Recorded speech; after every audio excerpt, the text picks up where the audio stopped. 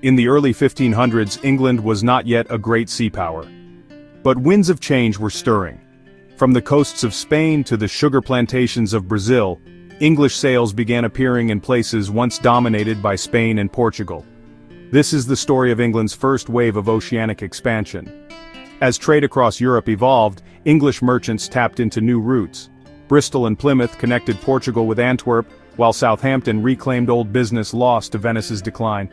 English ships now reached the Canaries, the Azores, bringing home wine, sugar, and woad, the blue dye of European fashion. But trading in Spain wasn't easy. Oppressive laws barred English merchants from keeping records in their own language. The horrors of the Spanish Inquisition weren't just propaganda. English traders were detained, interrogated, sometimes worse. Still, prophets overruled fear. In 1530, Henry VIII granted a charter to regulate English trade in Spain, a bold move that kept the commerce alive despite the Reformation and growing political tensions.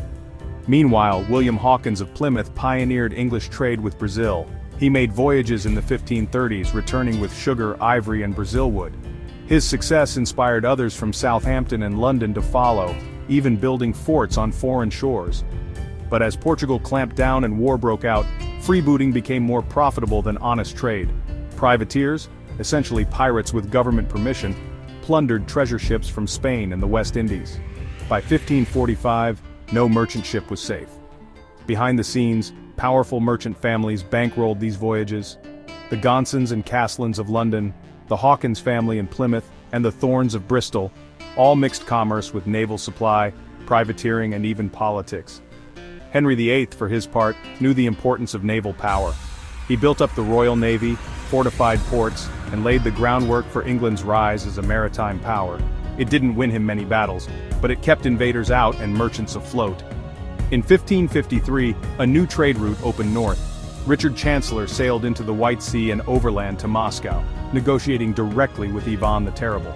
The Muscovy Company was born, England's first joint stock corporation, giving merchants access to furs, timber, and new markets, while outflanking the German Hanseatic League. To the south, English merchants reached Morocco and the Barbary coast. Sugar, dates, gum, the trade flourished. Despite Portuguese protests, England claimed the right to trade with independent Muslim sultans. This trade would later prove more lucrative than even Portugal itself. By the time Elizabeth took the throne, a new generation of merchant adventurers was ready. With global experience, capital, and courage, they laid the foundation for England's later empire. They were traders, yes, but also explorers, pirates, spies, and diplomats rolled into one.